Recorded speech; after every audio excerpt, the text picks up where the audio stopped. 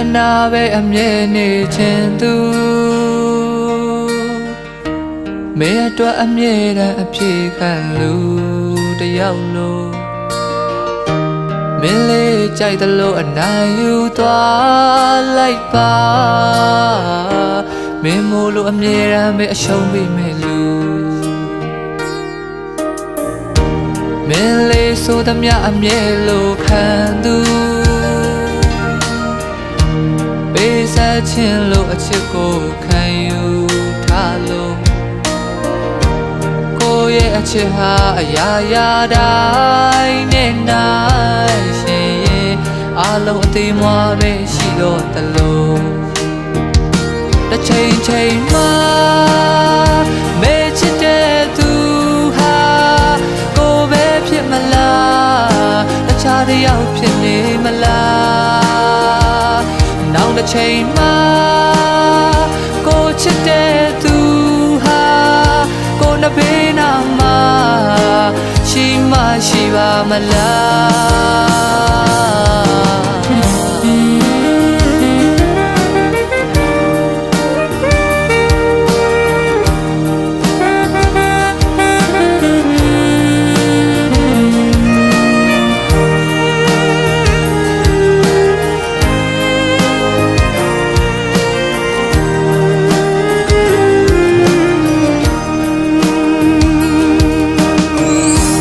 ရာကိုကြိုတွေ့တတ်သူမို့တစ်ချိန်ချိန်မှာမေ့ထားသွားမှဆိုညာတိုင်းပဲတွေ့ရင်ကိုမှရင်တွေဖို့ကျင်သူကိုချစ်တော့အကြောင်းတွေကိုစာစီက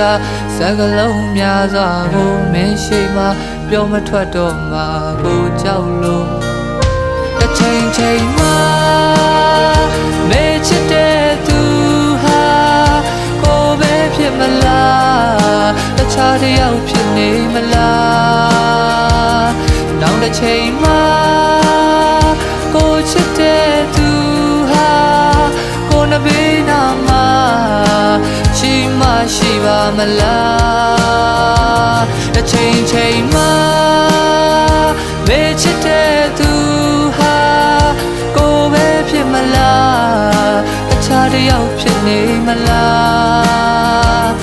နောက်တစ်ချိန်မှာကိုချစ်တဲ့သူဟာကိုနှဘေးနာမှာရှိမရှိပါမလားတစ်ချိန်ချိန်မှာမေ့ချစ်တဲ့သူဟာကိုပဲဖြစ်မလားတခြားတစ်ယောက်ဖြစ်နေမလား